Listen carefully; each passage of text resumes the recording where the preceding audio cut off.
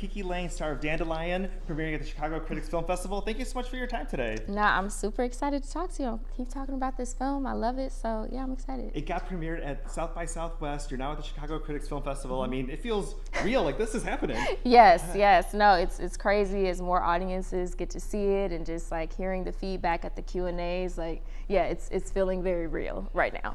Nicole Riegel, who is the writer and director, she reached out to you. How did she know that you had a musical background? Like, tell me a little bit about the two of you connecting. No, she didn't. I think I forgot how she got interested in me, but they sent the script to me and I loved it. I just thought it was such a beautiful exploration of an artist's journey, and then also the excitement for me of being able to share my singing and songwriting gifts. And so, you know, we reached out to her and we started talking, and I loved her vision. I loved her connection, you know, to the script. And I said, yeah, let's do this. This is being described as a songwriter's movie. Mm-hmm. Tell me a little bit about that.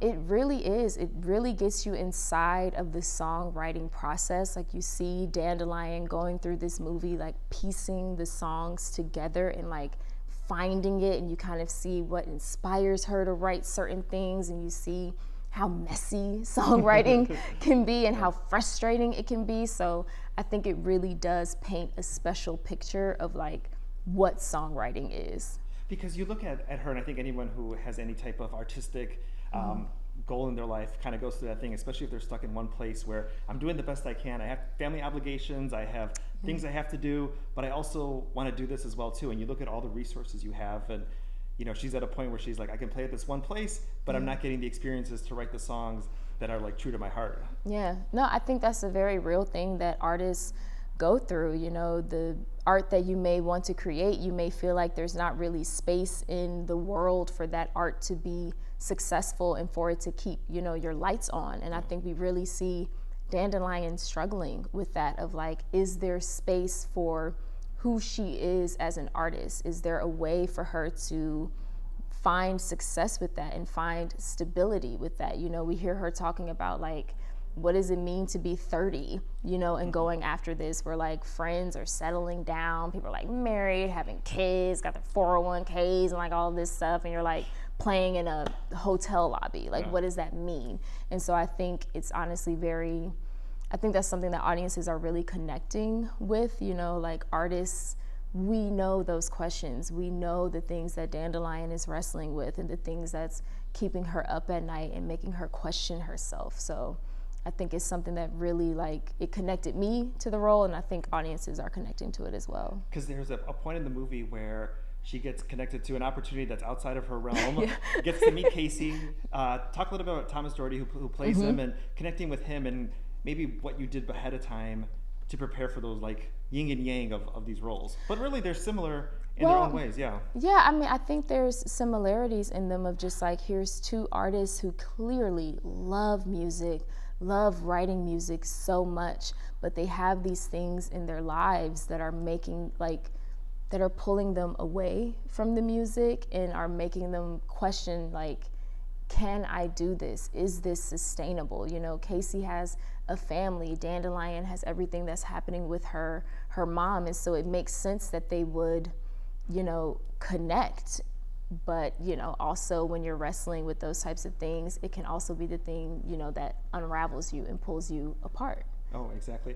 One of the interesting things that I found was that, so we're going to talk about Cincinnati in a moment. I know it's your hometown, but the movie was filmed in Cincinnati, which you have a familiarity with. Absolutely. But you're playing a kind of an outsider in this movie, and then Thomas is from Scotland, right? So this is supposed to be his like place, but he is actually an outsider. Well, I would like to say both of us are outsiders to South Dakota, which is where we shot a lot of our stuff. I mean, for me, it was amazing to be back home and like just to reconnect to like, Cincinnati is where all of my dreams started. And so I think to be playing a dreamer from Cincinnati, a person who is striving to create great art from Cincinnati, I'm like, I know who that is. Like, that's me. And then I think for Thomas, like a big thing that we talked about, you know, as we were getting to know each other, was what it meant for like each of us individually to be able to tell this type of story. Like for me to be able to finally share my music and my singing voice, for him to dig into a type of role that he hasn't really been seen as before. And so I think we really connected there. And you know, I tried to get him Cincinnati chili. He wasn't a fan. You know, some Bengals games. Also not a fan. They have different sports over you there. know, I did the best I could. No, it's tough too because, you know, I'm from Chicago, so it's like you got to try deep dish pizza, and it's not for everybody. I know. I love deep dish pizza. We love deep dish pizza. We were talking about that before the interview. But sometimes you want to introduce somebody to something, and you're like, I know. and they're like, oh, you're They're like, it's meat on spaghetti with half a pound of cheese on it. What's no. not to love? As far as the character and you shooting in parts in Cincinnati, do you think we got such a real movie because you were able to connect with yourself in your hometown versus maybe another location? Like, was there another extra piece of you that came into this film? Oh, absolutely. Absolutely. Being back home was like added fuel, you know, because like I said, Cincinnati is where all of my dreams began. And so to be coming back to Cincinnati while opening up this new part of my artistry. Well, it's a part of my artistry that's always been there, the singing and songwriting, but this is the first time that I'm going to share it with the world. And so to be back in Cincinnati and reconnecting to my desire to express myself through music, I think that it was massive. And even like in the film, like the song Over the Rhine came from my own experience in Cincinnati of watching the Over the Rhine neighborhood be gentrified. And so it was moments like that where I could really bring my actual lived experience as someone born and raised in Cincinnati, Ohio, and I could pour it into my performance and into the film. You were at Reckless Records doing a couple of songs. I mean, are you going to be doing that as far as like as the movie's getting closer to being released? Like, I hope so. I hope so. It's kind of, I mean, it's crazy. Like, oh my gosh, I'm doing it. Like, I'm performing music live, and like, here's the band, and oh my goodness, and like just all the things that come with it. But I love it. I really do. What I love too about your press tours that you've done is like if Beale Street Could Talk, you know, you were in New York, you were doing all the junkets, you were doing this big like press tour for Coming to America 2. It was still COVID time, so everything was over Zoom. Yeah. And now you're playing music, like everything is like, it's so different. It's not, no two are the same. Yeah, that's very true. Yes, I've had all versions of press, which is kind of crazy to think about, but that's true. The movie was obviously written and shot BCC before Cowboy Carter, because.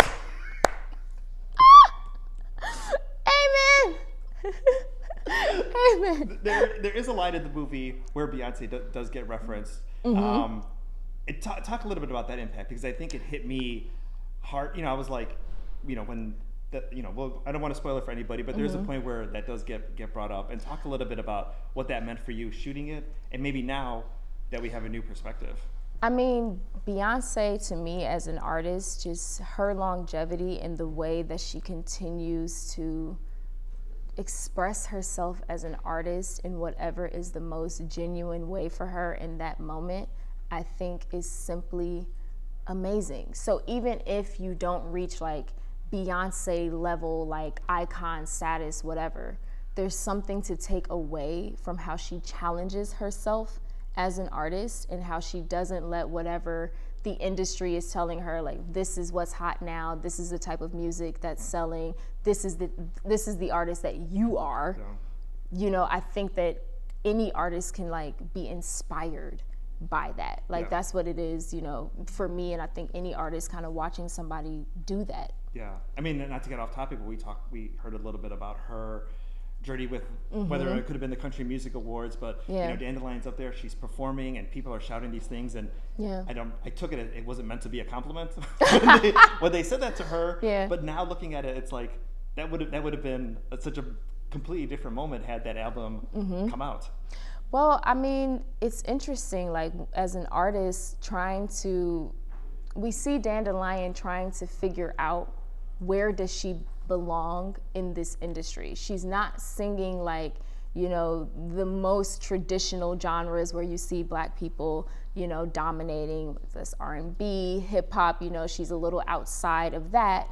But then the genre that she tends to operate a bit more in is dominated by white men. So then it's kind of like, well, what do you do? And so I think it's kind of amazing watching her go on this journey so that by the time she gets to the end of the film and she's performing River 10 Feet Deep, you kind of like are like, oh, like maybe I think Dandy might be onto something. Like she might have found something here, right? Yeah. And so seeing her go on that journey of like, damn near like making her own space of like somebody, I can't do it like this. I don't look like that. This is what I got. And I think so many artists can connect to that moment of like, this is what the hell I got. Like this is the instrument, and I can't change that. And I think we all put up those walls, and finally when we're just real with ourselves, like, this is me, take it or leave it, and that's when I think the best art is created.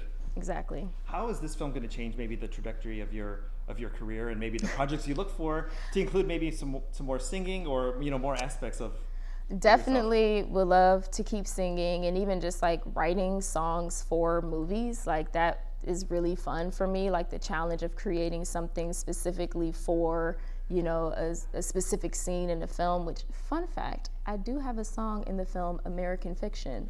Fun fact, sneak that in there. So I would like to, you know, continue to be able to do more of that, and I think that this film is really going to help me, you know, step out of the fear and insecurities that have held me back when it comes to singing, and just continue to perform more and release, you know, music and let people know like, hey, Kiki Layne isn't just an actor. She sings, she writes songs, you know. We cannot wait. Kiki, thank you so much for your time today. This was amazing. Thank you. Yes, it was. BCC, you can feel free to use that anytime. Yes, right. Oh my gosh, I love it.